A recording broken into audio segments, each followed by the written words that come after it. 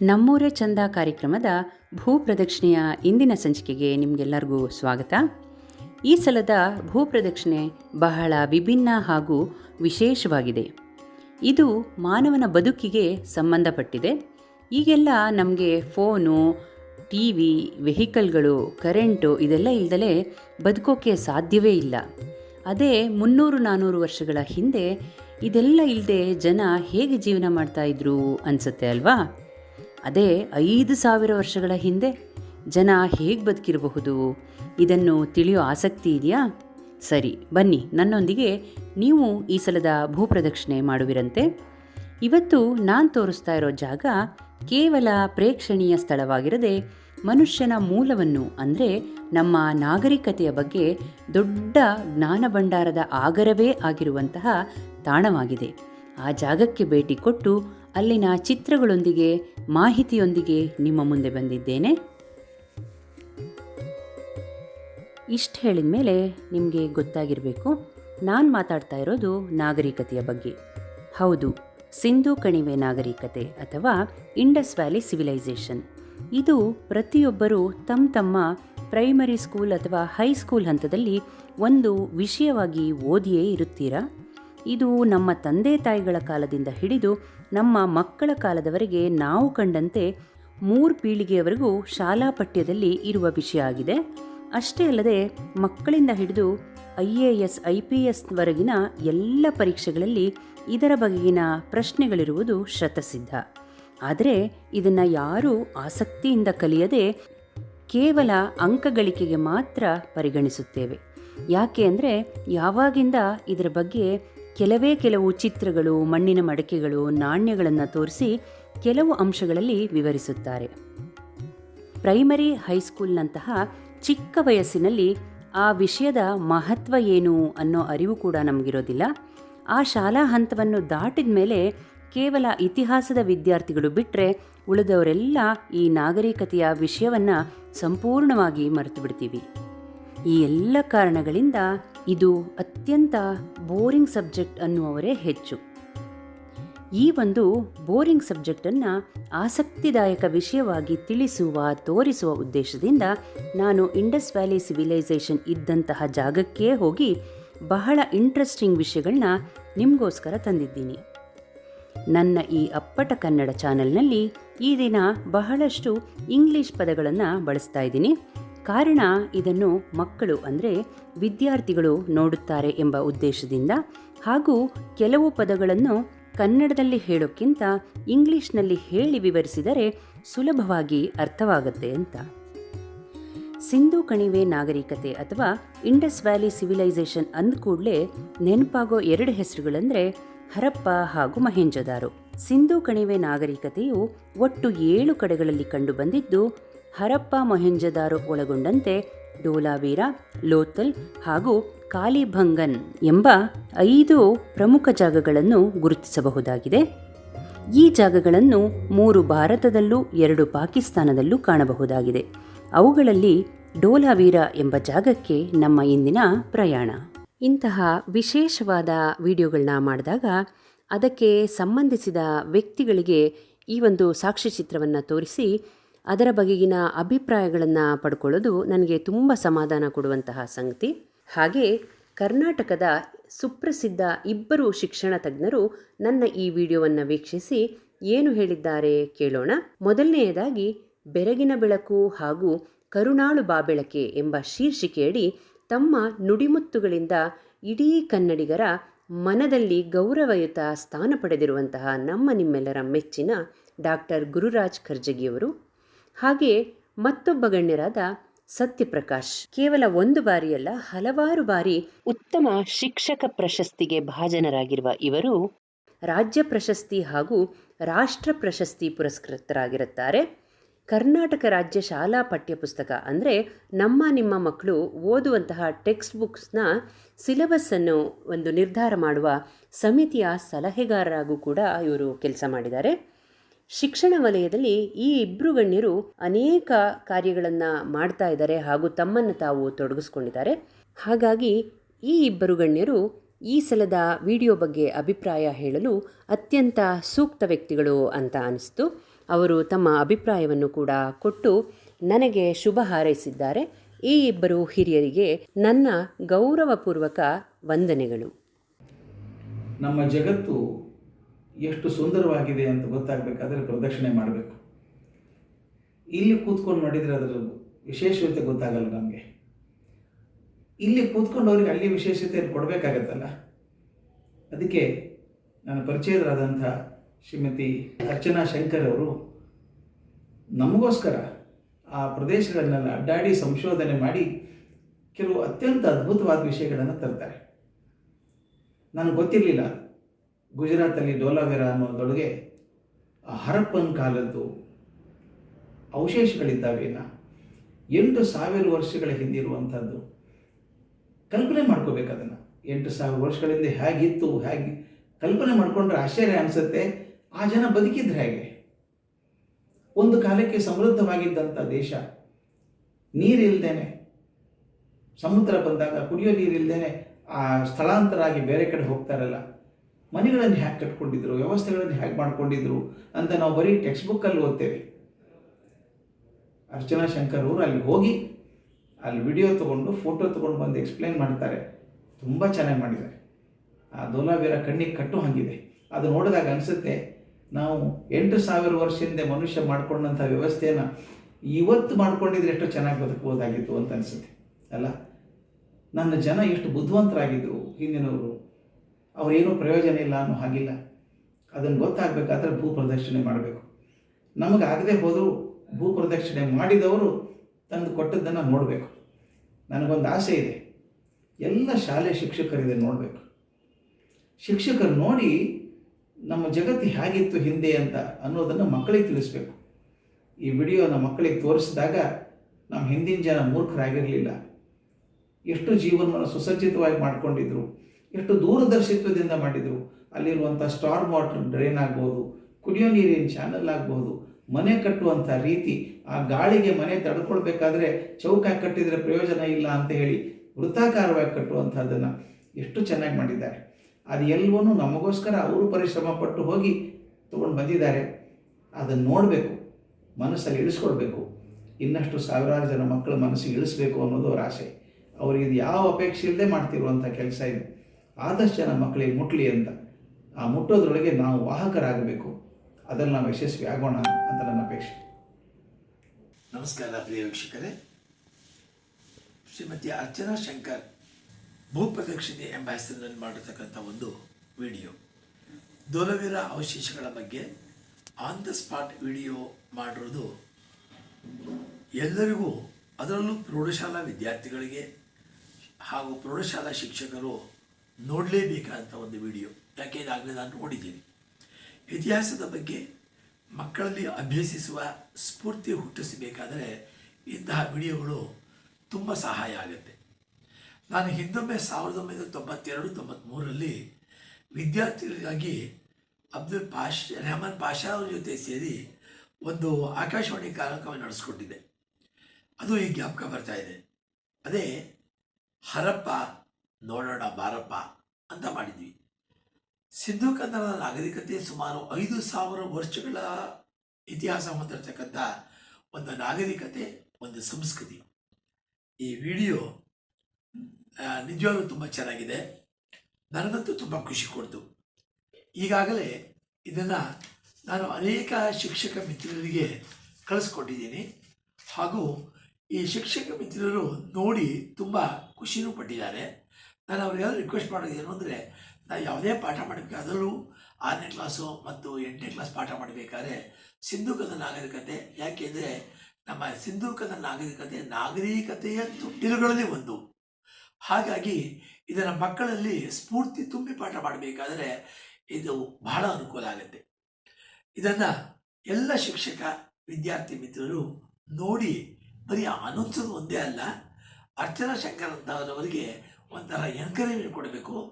ಇಂಥವರ ಸಂತತಿ 100 ಆಗಲಿ 1000 ಆಗಲಿ ಅಲ್ಲಲ್ಲೇ ಸ್ಪಾಟಿಗೆ ಹೋಗಿ ಮಾಡ್ತಕ್ಕಂಥದ್ದು ಇದೆಯಲ್ಲ, ಇದೇ ಹಿಸ್ಟ್ರಿಯನ್ನು ಉಳಿಸ್ತಕ್ಕಂಥ ಒಂದು ಪದ್ಧತಿ, ಒಂದು ಮೆಥಡ್ ಆಗಲಿ ಅಂತ ನಾನದು ಆಶಿಸ್ತೇನೆ. ಧನ್ಯವಾದಗಳು. ಡೋಲಾವೆರಾವು ಭಾರತದ ಗುಜರಾತ್ ರಾಜ್ಯದ ಕಚ್ ಜಿಲ್ಲೆಯಲ್ಲಿದೆ. ಮೊಟ್ಟ ಮೊದಲ ಆಸಕ್ತಿದಾಯಕ ವಿಷಯವೆಂದರೆ ಗ್ರೇಟ್ ರನ್ ಆಫ್ ಕಚ್ ಮರುಭೂಮಿಯ ಬಗ್ಗೆ ನೀವು ಬಹಳಷ್ಟು ಜನ ಕೇಳಿರಬಹುದು. ಈ ಒಂದು ವೈಟ್ ಡೆಸರ್ಟ್ನಲ್ಲಿರುವ ಖಾದಿರ್ ಬೆಟ್ ಎಂಬ ದ್ವೀಪದಲ್ಲಿರುವ ಜಾಗ ಇದಾಗಿದೆ. ಈಗ ನಾವು ದ್ವೀಪ ಅಂದರೆ ಐಲ್ಯಾಂಡನ್ನು ಪ್ರವೇಶಿಸ್ತಾ ಇದ್ದೀವಿ. ಇದಕ್ಕೂ ಹೆಚ್ಚಿನ ಇಂಟ್ರೆಸ್ಟಿಂಗ್ ವಿಷಯ ಅಂದರೆ ನಾವು ನಮ್ಮ ಅಜ್ಜ ಮುತ್ತಜ್ಜನ ಕಾಲದ ವಸ್ತುಗಳು ವಿಷಯಗಳ ಬಗ್ಗೆ ಮಾತಾಡುವಾಗ 100 ವರ್ಷಗಳ ಹಿಂದಿನದು, 150 ವರ್ಷಗಳ ಹಳೆಯದು ಅಂತ ತುಂಬ ಆಶ್ಚರ್ಯಪಡ್ತೇವೆ. ಇನ್ನೂ ತುಂಬ ಹಳೆಯ ವಿಷಯ ಅಂತ ಮಾತಾಡೋದಾದರೆ ಯಾವುದಾದ್ರೂ ಪುರಾತನ ಸ್ಮಾರಕಗಳು ಅಥವಾ ಪುಣ್ಯಪುರುಷರು, ದಾಸವರೇಣ್ಯರು, ರಾಜರ ವಿಷಯ ಮಾತಾಡುವಾಗ 400 ವರ್ಷಗಳ ಹಿಂದೆ ಇದ್ದರು, 500 ವರ್ಷಗಳ ಹಿಂದೆ ಈ ಸ್ಮಾರಕ ಕಟ್ಟಿದ್ದು, ಹೀಗೆ ಹೇಳ್ತೀವಿ ಕೇಳ್ತೀವಿ. ಅದನ್ನೇ ನಾವು ತುಂಬ ಆಶ್ಚರ್ಯಪಡ್ತೀವಿ. ಆದರೆ ಇಂದು ನಾವು ನೋಡುತ್ತಿರುವ ಜಾಗ ಅವಶೇಷಗಳು ಕೇವಲ 100ರ ಲೆಕ್ಕದ್ದಲ್ಲ, ಬರೋಬ್ಬರಿ 5,000ದಿಂದ 8,000 ವರ್ಷಗಳ ಹಿಂದಿನದು. ಇದನ್ನ ಒಂದು ಕ್ಷಣಕ್ಕೆ ಕಲ್ಪಿಸ್ಕೊಳ್ಳೋದು ಕಷ್ಟವಾಗಬಹುದು. ಅಲ್ಲಿಗೆ ಇವತ್ತಿನ ತಾಣ ಎಷ್ಟು ಇಂಟ್ರೆಸ್ಟಿಂಗ್ ಅನಿಸುತ್ತೆ ಅಲ್ವಾ? ಬನ್ನಿ ಇದರ ಒಂದಷ್ಟು ಮಾಹಿತಿಯನ್ನು ತಿಳಿಯೋಣ. ಈ ಪ್ರಾಚೀನ ನಗರದ ವಿಸ್ತೀರ್ಣ 120 ಎಕರೆಗೂ ಹೆಚ್ಚಾಗಿದೆ. ಈ ನಗರವು ಮನ್ಹಾರ್ ಹಾಗೂ ಮನ್ಸಾರ್ ಎಂಬ ಸರೋವರ ಅಥವಾ ನಿರ್ದಿಷ್ಟ ಕಾಲಕ್ಕನುಗುಣವಾಗಿ ಉಂಟಾಗುವ ಹೊಳೆಗಳ ಅಂದರೆ ಸ್ಟ್ರೀಮ್ಗಳ ನಡುವಿನಲ್ಲಿದೆ. ಸುಮಾರು 5,000 ವರ್ಷಗಳ ಹಿಂದೆ ಇಲ್ಲಿ ಜನ ವಾಸ ಮಾಡ್ತಾ ಇದ್ರು. ಈ ಜಾಗದಲ್ಲಿ ನಾಗರಿಕತೆ ಇತ್ತು ಅಂತ ನಂಬಲಾಗಿದೆ. ಇಲ್ಲಿ ಉತ್ಖನನ ಅಂದರೆ ಎಕ್ಸ್ಕವೇಷನ್ ಮಾಡಿದಾಗ ನಗರದ ಯೋಜನೆ, ವಾಸ್ತುಶಿಲ್ಪ, ಪ್ರಾಣಿಗಳ ಮೂಳೆಗಳು, ಚಿನ್ನ, ಬೆಳ್ಳಿ, ಟೆರಾಕೋಟಾ ಆಭರಣಗಳು, ಕುಂಬಾರಿಕೆ, ಕಂಚಿನ ಹಡಗಿನಂತಹ ವಸ್ತುಗಳು ಅನೇಕ ದೊರಕಿದ್ದು ಈ ಎಲ್ಲ ಮೂಲಗಳಿಂದ ಡೋಲಾವೀರ ಒಂದು ಪ್ರಮುಖ ವ್ಯಾಪಾರ ಕೇಂದ್ರವಾಗಿತ್ತು ಎಂದು ನಂಬಲಾಗಿದೆ. ಹಾಗೆಯೇ ಇಲ್ಲಿನ ಅಧ್ಯಯನದ ಪ್ರಕಾರ ಮಾನವರ ಮೂಳೆಗಳು, ಅಸ್ಥಿಪಂಜರದಂತಹ ಅವಶೇಷಗಳು ಕಂಡುಬರದ ಕಾರಣ ಇಲ್ಲಿ ನಾಗರಿಕತೆ ಕೊನೆಗೊಳ್ಳಲು ಪ್ರಕೃತಿ ವಿಕೋಪ ಅಥವಾ ಇನ್ಯಾವುದೇ ದುರಂತಗಳಿಂದ ಇಲ್ಲಿ ಜನರು ಸತ್ತಿಲ್ಲ. ಈ ಪ್ರದೇಶದಲ್ಲಿ ಕುಡಿಯುವ ನೀರಿನ ಯಾವುದೇ ಮೂಲವಿಲ್ಲದೆ ಕೇವಲ ಮಳೆ ನೀರನ್ನು ಮಾತ್ರ ಅವಲಂಬಿಸಬೇಕಾಗಿತ್ತು. ನೀರಿನ ಅಭಾವದಿಂದ ಇಲ್ಲಿಯ ಜನರು ಬೇರೆಡೆ ವಲಸೆ ಹೋಗಿರಬಹುದೆಂಬ ಅಭಿಪ್ರಾಯಕ್ಕೆ ಬಂದಿದ್ದಾರೆ. ಹೀಗಿದ್ದೂ ಕೂಡ ಈ ತಾಣದಲ್ಲಿ ಸುಮಾರು 1200 ವರ್ಷಗಳಷ್ಟು ಕಾಲ ಮಾನವರು ವಾಸಿಸುತ್ತಿದ್ದರೆಂದು ಹೇಳಲಾಗಿದೆ. ಪುರಾತತ್ವಶಾಸ್ತ್ರಜ್ಞರಾದ JP ಜೋಶಿಯವರು ಮೊಟ್ಟ ಮೊದಲಿಗೆ ಈ ತಾಣವನ್ನು ಗುರುತಿಸಿದರು. ನಂತರದ 35 ವರ್ಷಗಳ ಬಳಿಕ 1990ರಲ್ಲಿ ಭಾರತ ಸರ್ಕಾರದ ಪುರಾತತ್ವ ಇಲಾಖೆಯ ರವೀಂದ್ರ ಸಿಂಗ್ ಬಿಸ್ಟ್ ಎಂಬುವವರ ಮುಂದಾಳತ್ವದಲ್ಲಿ ಇಲ್ಲಿ ಉತ್ಖನನ ಅಂದರೆ ಎಕ್ಸ್ಕವೇಷನ್ ಪ್ರಾರಂಭವಾಯಿತು. ಡೋಲಾವೀರವು 5,000 ವರ್ಷಗಳ ಪುರಾತನ ತಾಣವಾದರೂ ಅಷ್ಟು ಹಿಂದೆಯೇ ಅತ್ಯಂತ ವ್ಯವಸ್ಥಿತವಾದ ಹಾಗೂ ಈಗಿನ ಕಾಲದ ಆಧುನಿಕತೆ ಅನುಕೂಲತೆಗಳಿಗೆ ಸಡ್ಡು ಹೊಡೆದಂತೆ ಇರುವ ಒಂದು ಉತ್ತಮ ನಗರವಾಗಿರುವುದು ಇಲ್ಲಿಯ ಪಳಿಯುಳಿಕೆಯಿಂದ ಸಾಬೀತಾಗಿದೆ. ಆಗಿನ ಕಾಲದಲ್ಲಿಯೇ ಮಾನವನ ಯೋಜನೆಗಳು, ಬುದ್ಧಿಶಕ್ತಿ, ಪ್ರತಿಭೆ, ಕಲೆ, ಜೀವನ ಶೈಲಿ ಹೀಗೆ ಎಲ್ಲದರ ಮೇಲೆ ಬೆಳಕು ಚೆಲ್ಲುವ ಒಂದು ಪ್ರಯತ್ನ ಮಾಡುತ್ತಿದ್ದೇನೆ. ಈ ಒಂದು ತಾಣವನ್ನು ನಾವು ಪ್ರಾಂತ್ಯ, ಪಟ್ಟಣ ಅಥವಾ ನಗರ ಎಂದು ಪರಿಗಣಿಸಿದಲ್ಲಿ ಇದನ್ನು 3 ವಿಭಾಗಗಳಾಗಿ ವಿಂಗಡಿಸಿಕೊಂಡಿದ್ದರು. ಮೊದಲನೆಯದು ಸೀಟಾಡಲ್, ಎರಡನೆಯದು ಮಿಡ್ಲ್ ಟೌನ್, ಮೂರನೆಯದು ಲೋಯರ್ ಟೌನ್. ನಗರದ ಅಥವಾ ಪಟ್ಟಣದ ಆಡಳಿತಾಧಿಕಾರಿಗಳು, ಶ್ರೀಮಂತರು ವಾಸಿಸುತ್ತಿದ್ದ ಮನೆ ಅಥವಾ ಕಚೇರಿಗಳನ್ನೊಳಗೊಂಡ ವಿಭಾಗವು ಸೀಟಾಡಲ್ ಆಗಿತ್ತು. ಈ ಸೀಟಾಡಲ್ನ ಸುತ್ತಲೂ ರಕ್ಷಣಾ ಗೋಡೆ ಅಥವಾ ಕೋಟೆಯನ್ನು ನಿರ್ಮಿಸಲಾಗಿತ್ತು. ಇನ್ನು ವ್ಯಾಪಾರಸ್ಥರು ವಾಸಿಸುತ್ತಿದ್ದ ಮನೆಗಳು, ಕೇಂದ್ರಗಳನ್ನೊಳಗೊಂಡ ವಿಭಾಗವು ಮಿಡ್ಲ್ ಟೌನ್ ಆಗಿತ್ತು. ಇಲ್ಲಿ ಆಮದು ರಫ್ತು, ವಿನಿಮಯ ವ್ಯವಹಾರಗಳು ನಡೆಯುತ್ತಿತ್ತು. ಹೊರಗಿನಿಂದ ಬರುವ ವ್ಯಾಪಾರಿಗಳು ಇಲ್ಲಿ ತಂಗುವ ವ್ಯವಸ್ಥೆ ಇರುತ್ತಿತ್ತು ಹಾಗೂ ಸಾರ್ವಜನಿಕ ಸಭೆ ಸಮಾರಂಭಗಳನ್ನು ನಡೆಸಲು ಒಂದು ಪ್ರಾಕಾರ ಅಥವಾ ಜಾಗದ ವ್ಯವಸ್ಥೆಯನ್ನು ಕೂಡ ಈ ವಿಭಾಗ ಹೊಂದಿತ್ತು. ಮೂರನೆಯದಾಗಿ ಲೋಯರ್ ಟೌನ್. ಈ ಒಂದು ವಿಭಾಗದಲ್ಲಿ ಕಾರ್ಮಿಕರು, ಶ್ರಮಜೀವಿಗಳು ವಾಸಿಸುತ್ತಿದ್ದರು. ಪಟ್ಟಣದ ಈ 3 ವಿಭಾಗಗಳ ಪ್ರಾಂತ್ಯವನ್ನು ಸುತ್ತುವರೆದಂತೆ ಕೃಷಿಗೆ ಸಂಬಂಧಿತ ಭೂಮಿ ಅದಕ್ಕೆ ಒದಗಿಸಲಾಗುತ್ತಿದ್ದ ನೀರಾವರಿ ಯೋಜನೆ, ಜೀವನೋಪಾಯಕ್ಕಾಗಿ ಬೇಕಾಗಿದ್ದ ನೀರಿನ ವ್ಯವಸ್ಥೆ, ಮಳೆ ನೀರು ಕೊಯ್ಲು ಅಂದರೆ ರೈನ್ ವಾಟರ್ ಹಾರ್ವೆಸ್ಟಿಂಗ್ ವ್ಯವಸ್ಥೆ, ಹೀಗೆ ಒಂದು ಪಟ್ಟಣ ಅಥವಾ ನಗರಕ್ಕೆ ಬೇಕಾದ ಎಲ್ಲ ಮೂಲಭೂತ ವ್ಯವಸ್ಥೆಗಳು ಇದ್ದದ್ದು ಕಂಡುಬಂದಿದೆ. ಪಟ್ಟಣ ಅಥವಾ ಪ್ರಾಂತ್ಯದ ಸುತ್ತಲೂ ಇಂತಹ ಬಹಳಷ್ಟು ರಿಸರ್ವಾಯರ್ ಅಂದರೆ ಜಲಸಂಗ್ರಹಣಾ ವ್ಯವಸ್ಥೆಗೆ ಅನುಕೂಲ ಮಾಡಿಕೊಂಡಿದ್ದರು. ಇದನ್ನು ಕಲ್ಲಿನಿಂದ ನಿರ್ಮಿಸಿದ್ದು ನೀರು ಪೋಲಾಗದಂತೆ, ಭೂಮಿಯಲ್ಲಿ ಬಸಿದು ಹೋಗದಂತೆ ಬಹಳ ವ್ಯವಸ್ಥಿತವಾಗಿ ಗಟ್ಟುಮುಟ್ಟಾಗಿ ನಿರ್ಮಿಸಲಾಗಿತ್ತು. ಇದರ ಒಂದು ಮೂಲೆಯಲ್ಲಿ ಅದರ ಒಳಗೆ ಇಳಿಯಲು ಮೆಟ್ಟಿಲುಗಳಿರುವುದು ಕಂಡುಬಂದಿದೆ. ಆಗಲೇ ತಿಳಿಸಿದಂತೆ ಪಟ್ಟಣದ ಪ್ರಮುಖ ವಿಭಾಗವಾದ ಸೀಟಾಡಲ್ನ ಸುತ್ತಲೂ ರಕ್ಷಣೆಗಾಗಿ ಈ ರೀತಿಯ ಕಲ್ಲಿನ ಕೋಟೆಯನ್ನು ನಿರ್ಮಿಸುತ್ತಿದ್ದರು. ಅದರ ಪ್ರವೇಶ ದ್ವಾರವನ್ನು ಈಗ ನೀವು ಕಾಣಬಹುದು. ಇಂತಹ ಗೋಡೆಗಳ ನಿರ್ಮಾಣವು ಸುಭದ್ರವಾಗಿ ಹಾಗೂ ಅತ್ಯಂತ ವೈಜ್ಞಾನಿಕ ಆಲೋಚನೆಯಿಂದ ನಿರ್ಮಿಸಲಾಗುತ್ತಿತ್ತು. ಈಗಿನ ಇಂಟರ್ಲಾಕಿಂಗ್ ಬ್ರಿಕ್ಸ್ಗಳನ್ನು ಆಗಲೇ ಕಂಡುಹಿಡಿದದ್ದು ನಿಜಕ್ಕೂ ಅಂದಿನ ಜನರ ಬುದ್ಧಿವಂತಿಕೆಗೆ ಸಾಕ್ಷಿಯಾಗಿದೆ. ಅಲ್ಲಲ್ಲಿ ಸ್ತಂಭಗಳನ್ನು ನಿರ್ಮಿಸಲು ಇಂತಹ ವೃತ್ತಾಕಾರದ ಕಂಬದ ಭಾಗವನ್ನು ನಿರ್ಮಿಸಿ ಅದಕ್ಕೆ ಲೆದರ್ ಫಿನಿಶಿಂಗ್ ಅಂದರೆ ಚರ್ಮದಿಂದ ಉಜ್ಜುವುದರ ಮೂಲಕ ಆಕಾರಗಳನ್ನು ನೀಡುತ್ತಿದ್ದರು ಎನ್ನಲಾಗಿದೆ. ಎಲ್ಲವೂ ಕೈಕುಶಲದಿಂದ ಮಾಡಿದ್ದರೂ ಸಹ ಯಂತ್ರಗಳಿಂದ ಮಾಡಿದಷ್ಟೇ ಪರ್ಫೆಕ್ಟ್ನೆಸ್ ಅಂದರೆ ಪರಿಪೂರ್ಣತೆಯನ್ನು ಈ ಚಿತ್ರದಲ್ಲಿ ನೀವು ಗಮನಿಸಬಹುದು. ಈಗ ನೀವು ನೋಡ್ತಾ ಇರೋದು ಅಂದಿನವರ ಮನೆ. ಮನೆಯಲ್ಲಿ ಒಂದಕ್ಕೊಂದು ಹೊಂದಿಕೊಂಡಂತೆ ಇರುವ ಕೊಠಡಿಗಳನ್ನು ಕಾಣಬಹುದು. ಈ ತಾಣವು ಒಂದು ದ್ವೀಪವಾದ್ದರಿಂದ ಬಹಳ ಗಾಳಿ ಬೀಸುತ್ತಿತ್ತು. ಮನೆಯ ಆಕಾರವು ಚೌಕಾಕಾರದಲ್ಲಿದ್ದಲ್ಲಿ ಗಾಳಿಯ ಒತ್ತಡವನ್ನು ಗೋಡೆಗಳು ತಡೆದುಕೊಳ್ಳುವುದಿಲ್ಲವೆಂಬ ಉದ್ದೇಶದಿಂದ ಮನೆಯನ್ನು ವೃತ್ತಾಕಾರದಲ್ಲಿ ನಿರ್ಮಿಸುತ್ತಿದ್ದರು. ಹಾಗೂ ಇಲ್ಲಿ ಮಧ್ಯ ಕಾಣುವ ಕಲ್ಲಿನಲ್ಲಿ ಕಂಬವನ್ನು ನಿಲ್ಲಿಸಿ ಅತ್ಯಂತ ಎತ್ತರದಲ್ಲಿ ಮರದ ಚಾವಣಿಯನ್ನು ನಿರ್ಮಿಸುತ್ತಿದ್ದರಂತೆ. ಇದಕ್ಕೆ ಕಾರಣ ಗಾಳಿಯ ಅಧಿಕ ಒತ್ತಡದಿಂದ ಚಾವಣಿ ಹಾರಿದರೂ ಮನೆಯೊಳಗೆ ಬೀಳದೆ ಆಚೆ ಬೀಳುವಂತೆ ಇರುತ್ತಿತ್ತು. ಆಗ ಮನೆಯೊಳಗಿರುವ ಜನರಿಗೆ ಅಪಾಯ ಕಡಿಮೆ ಇರುತ್ತಿತ್ತು. ಯಾವುದೇ ತಂತ್ರಜ್ಞಾನವಿಲ್ಲದ ಆಗಿನ ಕಾಲದಲ್ಲಿ ಗೃಹ ನಿರ್ಮಾಣಕ್ಕೆ ಇಷ್ಟೆಲ್ಲ ಒತ್ತು ಕೊಟ್ಟಿರುವುದು ನಿಜಕ್ಕೂ ಪರ್ಫೆಕ್ಟ್ ಸಿವಿಲ್ ಇಂಜಿನಿಯರಿಂಗ್ಗೆ ಒಂದು ಮಾದರಿ. ಅಂತೆಯೇ ಇಂದಿಗೂ ಕೂಡ ಮಳೆ ನೀರು ಹಾಗೂ ಒಳಚರಂಡಿ ವ್ಯವಸ್ಥೆ ಸಿವಿಲ್ ಇಂಜಿನಿಯರುಗಳಿಗೆ ಒಂದು ತಲೆನೋವು ಹಾಗೂ ಸವಾಲೇ ಸರಿ. ಆದರೆ 5,000 ವರ್ಷಗಳ ಹಿಂದೆ ಆಗಷ್ಟೇ ನಾಗರಿಕತೆ ಪ್ರಾರಂಭವಾದ ಸಮಯದಲ್ಲೇ ಈ ಮಳೆ ನೀರು ಹಾಗೂ ಒಳಚರಂಡಿಯ ವ್ಯವಸ್ಥೆಯನ್ನು ಅಂದಿನ ಜನ ಅದ್ಭುತವಾಗಿ ಮಾಡಿದ್ದು ನಿಜಕ್ಕೂ ನಂಬಲು ಅಸಾಧ್ಯ ಎಂಬಷ್ಟು ಆಶ್ಚರ್ಯದ ವಿಷಯ. ಈ ಒಂದು ಮಳೆ ನೀರು ಹಾಗೂ ಕೊಳಕು ನೀರುಗಳು ಯಾವುದೇ ಕಾರಣಕ್ಕೂ ಬೆರೆಯದಂತೆ ನೀರನ್ನು ಬೇರೆ ಬೇರೆ ಲೆವೆಲ್ನಲ್ಲಿ ಕಲ್ಲಿನ ಕೊಳವೆ ಅಥವಾ ಸುರಂಗಗಳ ಮೂಲಕ ಹರಿಯಲು ಬಿಡುತ್ತಿದ್ದರು. ಮಳೆ ನೀರನ್ನು ಮೇಲ್ಭಾಗದಲ್ಲಿ ಹರಿಸಿದರೆ ಅದಕ್ಕಿಂತ ತಳಭಾಗದಲ್ಲಿ ಅಂದರೆ ಅಂಡರ್ಗ್ರೌಂಡ್ನಲ್ಲಿ ಕೊಳಚೆ ನೀರನ್ನು ಹರಿಸಿ ಅದನ್ನು ಒಂದು ಪ್ರತ್ಯೇಕ ಕೊಳ ಅಥವಾ ಈಗ ಹೇಳುವಂತಹ ಪಿಟ್ಗೆ ಹರಿಸಲಾಗುತ್ತಿತ್ತು. ಒಂದು ಪಕ್ಷ ಮಳೆ ನೀರು ಒಳಚರಂಡಿಗೆ ಸೇರಿದರೂ ಕೂಡ ಮಳೆ ನೀರಿನ ಸಂಗ್ರಹಕ್ಕೆ ಒಳಚರಂಡಿ ನೀರು ಬೆರೆಯಲು ಯಾವುದೇ ಅವಕಾಶವಿಲ್ಲದಂತೆ ನಿರ್ಮಿಸಲಾಗಿತ್ತು. ಸ್ನಾನದ ವ್ಯವಸ್ಥೆಗೆ ಇಂದಿನ ಕಾಲದ ಬಾತ್ ಟಬ್ಗಳಂತೆ ಇಂತಹ ಸಣ್ಣ ಗುಂಡಿಗಳನ್ನು ನಿರ್ಮಿಸಿಕೊಂಡಿದ್ದರು.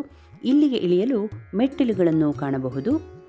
ಕುಡಿಯುವ ನೀರಿಗೆ ಇಂತಹ ಬಾವಿಗಳ ವ್ಯವಸ್ಥೆ ಮಾಡಿಕೊಂಡಿದ್ದರು. ಇದರಿಂದ ನೀರು ಸೇದಲು ಆಗಿನ ಕಾಲದಲ್ಲಿ ಪುಲ್ಲಿ ಅಥವಾ ರಾಟೆಗಳನ್ನು ಉಪಯೋಗಿಸದೆ ನೇರವಾಗಿ ಹಗ್ಗದಿಂದ ನೀರು ಸೇದುತ್ತಿದ್ದರು.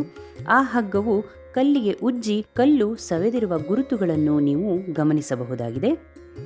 ಈಗ ನೀವು ನೋಡ್ತಾ ಇರೋದು ಮಿಡಲ್ ಟೌನ್ ವಿಭಾಗದ ವ್ಯಾಪಾರಸ್ಥರು ತಮ್ಮ ಚಟುವಟಿಕೆಗಳಾದ ಆಮದು ರಫ್ತು ಹಾಗೂ ಸಾರ್ವಜನಿಕ ಸಭೆ ಸಮಾರಂಭಗಳನ್ನು ನೆರವೇರಿಸಲು ಉಪಯೋಗಿಸುತ್ತಿದ್ದ ಒಂದು ಎತ್ತರದ ವೇದಿಕೆ ಅಥವಾ ಸ್ಟೇಜ್ ಅಂತ ಹೇಳಬಹುದು.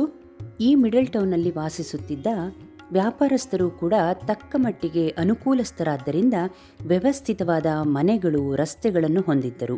ಈಗ ಅದರ ಅವಶೇಷಗಳಷ್ಟೇ ಉಳಿದಿದ್ದರೂ ಕೂಡ ಅವುಗಳು ಸುಂದರವಾಗಿ ವ್ಯವಸ್ಥಿತವಾಗಿ ಕಾಣುತ್ತಿರುವುದನ್ನು ನೀವು ನೋಡಬಹುದು. ಇದು ಮೂರನೆಯ ವಿಭಾಗವಾದ ಲೋಯರ್ ಟೌನ್ ಆಗಿದ್ದು, ಇಲ್ಲಿ ಕಷ್ಟಜೀವಿಗಳು, ಶ್ರಮಜೀವಿಗಳು, ಕಾರ್ಮಿಕ ವರ್ಗದವರು ವಾಸಿಸುತ್ತಿದ್ದ ಜಾಗ. ಇದೆಲ್ಲದರ ಜೊತೆಗೆ ಇಲ್ಲಿ ಮರಣ ಹೊಂದಿದವರ ಅಂತ್ಯ ಸಂಸ್ಕಾರಕ್ಕೂ ಪ್ರತ್ಯೇಕ ಜಾಗದ ವ್ಯವಸ್ಥೆ ಮಾಡಿದ್ದರು ಎಂಬುದು ಕಂಡುಬಂದಿದೆ. ಪಟ್ಟಣದ ಸಂಶೋಧನೆ ನಡೆಯುವಾಗ ಪ್ರವೇಶ ದ್ವಾರದಲ್ಲಿ ಕಂಬಗಳಿಗೆ ಹೊಂದಿಸಲಾಗಿದ್ದ ಒಂದು ದೊಡ್ಡ ಫಲಕ ಮುರಿದು ಬಿದ್ದ ಸ್ಥಿತಿಯಲ್ಲಿ ಸಿಕ್ಕಿದ್ದು, ಅದರ ಮೇಲೆ ಲಿಪಿ ಇರುವುದು ಕೂಡ ಕಂಡುಬಂದಿದೆ. ಅದು ಆಗಿನ ಕಾಲದಲ್ಲಿ ಅವರು ಬಳಸುತ್ತಿದ್ದ ಲಿಪಿಯಾಗಿದ್ದು, ಊರಿನ ಹೆಸರು ಅಥವಾ ದ್ವಾರದ ಹೆಸರನ್ನು ಸೂಚಿಸುವ ಫಲಕವಾಗಿರಬಹುದು.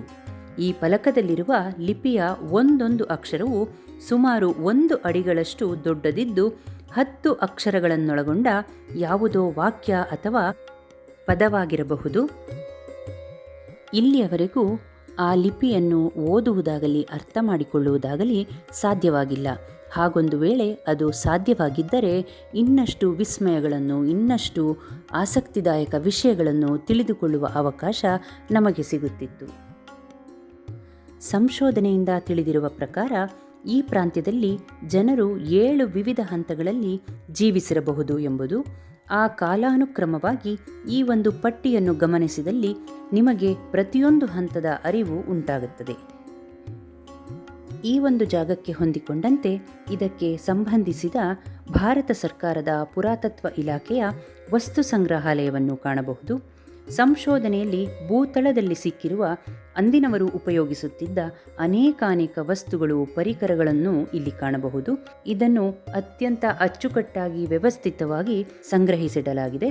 ಆಸಕ್ತಕರಿಗೆ ಇನ್ನಷ್ಟು ಮಾಹಿತಿ ಒದಗಿಸುವ ಕೇಂದ್ರ ಇದಾಗಿದೆ. ಇಡೀ ಧೋಲಾವೀರ ಪ್ರವಾಸದಲ್ಲಿ ನಮ್ಮೊಂದಿಗೆ ಇದ್ದು ನನಗೆ ಅನೇಕ ಮಾಹಿತಿ ನೀಡಿ ಸಹಕರಿಸಿದ ದೀಪಕ್ ಅವರನ್ನು ಕೂಡ ಪರಿಚಯಿಸುತ್ತಿದ್ದೇನೆ. मेरा नाम दीपक संजोटे है। मैं धोलावीरा टूरिस्ट गाइड हूँ। ये मैं 12 साल से काम कर रहा हूँ। ये धोलावीरा टूरिज्म रिसोर्ट से मैं जुड़ा हुआ हूँ। ಬೇರೆ ಜಾಗಗಳಿಗಿಂತ ವಿಭಿನ್ನವಾದ ಈ ಸ್ಥಳಕ್ಕೆ ಭೇಟಿ ನೀಡುವುದು, ಅಲ್ಲಿನ ವಿಷಯ ಸಂಗ್ರಹ, ಅಧ್ಯಯನ ಹಾಗೂ ವಿಡಿಯೋ ಮಾಡುವುದು ಅಷ್ಟು ಸುಲಭ ಎನಿಸಲಿಲ್ಲ. ಒಂದು ರೀತಿಯಲ್ಲಿ ಇದು ನನಗೆ ಸವಾಲಾಗಿತ್ತು. ಆದರೂ ನನಗೆ ಆದಷ್ಟು ಪ್ರಯತ್ನಪಟ್ಟು ಈ ಒಂದು ಭೂಪ್ರದಕ್ಷಿಣೆ ನಿಮಗೂ ಮಾಡಿಸಿದ್ದೇನೆ. ಇದನ್ನು ನೀವೆಲ್ಲ ನೋಡುವುದರ ಜೊತೆಗೆ ವಿದ್ಯಾರ್ಥಿಗಳು, ಶಿಕ್ಷಕರು ನೋಡಲಿ, ಅವರಿಗೆಲ್ಲ ಈ ಮಾಹಿತಿ ತಲುಪಲಿ ಎಂಬುದು ನನ್ನ ಅಭಿಲಾಷೆ. ಹಾಗಾಗಿ ನಿಮಗೆ ಗೊತ್ತಿರುವ ಶಾಲಾ ಶಿಕ್ಷಕರು ಹಾಗೂ ವಿದ್ಯಾರ್ಥಿಗಳಿಗೆ ಇದನ್ನು ತಲುಪಿಸುವಲ್ಲಿ ನನ್ನ ಕೈಜೋಡಿಸುತ್ತೀರಾ ಅಂತ ಭಾವಿಸುತ್ತೇನೆ. ಧೋಲಾವೀರ ತಾಣವು ಕೇವಲ ನಾಗರಿಕತೆಯ ವಿಷಯದಲ್ಲಷ್ಟೇ ಪ್ರಸಿದ್ಧವಲ್ಲದೆ ಗ್ರೇಟ್ ರನ್ ಆಫ್ ಕಚ್ ಮತ್ತು 8 ಕೋಟಿ ವರ್ಷಗಳಿಗೂ ಹಿಂದಿನ ಮರಗಳ ಪಳಿಯುಳಿಕೆ ಹಾಗೂ ಇನ್ನೂ ಅನೇಕ ವಿಸ್ಮಯಕಾರಿ ವಿಷಯಗಳನ್ನೊಳಗೊಂಡಿದೆ. ಇವೆಲ್ಲವನ್ನು ಇದರ ಮುಂದುವರೆದ ಭಾಗವಾಗಿ ಮುಂದಿನ ಸಂಚಿಕೆಯಲ್ಲಿ ತೋರಿಸಲಿದ್ದೇನೆ. ಈ ಸಲದ ಭೂಪ್ರದಕ್ಷಿಣೆ ನಿಮಗೆ ಹೇಗನ್ನಿಸ್ತು ಹೇಳಲು ಮರೆಯದಿರಿ. ನಿಮ್ಮ ಪ್ರೋತ್ಸಾಹದೊಂದಿಗೆ ಮತ್ತೆ ಮುಂದಿನ ಜಾಗ ಮಾಹಿತಿಯೊಂದಿಗೆ ಬರುವೆ. ಧನ್ಯವಾದಗಳು. ನಾನು ನಿಮ್ಮ ಅರ್ಚನಾ.